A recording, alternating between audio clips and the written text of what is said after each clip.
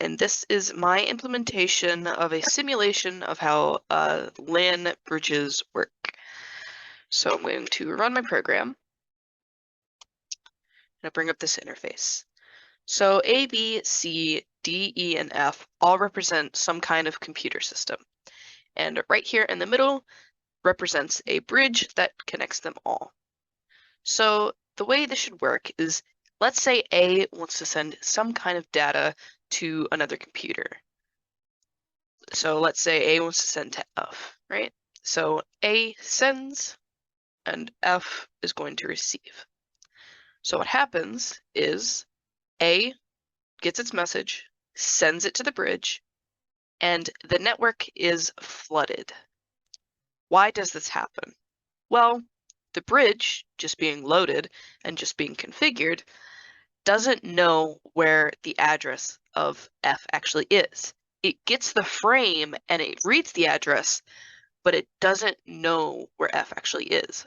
So it has to flood B, C, D, E, F, basically all the other systems other than the source computer. So now F is logged into the bridge as knowing where the destination of F is. So theoretically, let's say we wanted to send something from computer D to F. If we just reset here, we run it, D sends directly to F. The file goes from D to the bridge and then goes straight to F. It doesn't have to flood the network. So example, we can do this again. Let's say B wants to send to D. Notice B has not been sent from, or D has not been sent to. So whenever we run it, B sends its message or frame to the bridge, and the entire network is flooded. Say we send from E to D. Since D is now known, E takes this message, sends it to the bridge, and it goes straight to D, not needing to flood the network.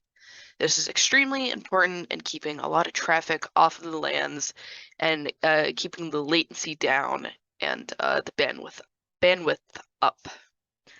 So here is the implementation of my code. A lot of this is honestly just user interface stuff, kind of setting images where they need to be, when they need to be. However, if we go down here, here's the actual implementation of my code. So basically, it takes the system we want to send from, and as long as it's a valid computer, then it's going to kind of hide the black screen and actually show that it's going to send a message. So then I have a timer just for kind of visual sake to space the events out. And as long as the destination of the frame is not the same as the source frame, then it's going to try to send it to that destination. So it takes let's say we want to send it to C or something. Say we send it to C. It checks, well, is this computer C, and is C known? Do we actually know where C is? If it's not known, then it goes down to our else statement and it floods the network. So if our computer is C, which it is, we then make C known. So the next time we send a frame to C, this comes back as true, and we only send the frame to C. Otherwise, if it isn't known, then our entire system gets flooded. And that is basically the workings and the idea of my implementation. So again, we can honestly go through here and send it to every computer. So notice we try sending it to A, nothing happens. Try sending it to D, A goes to D. Try sending it to B.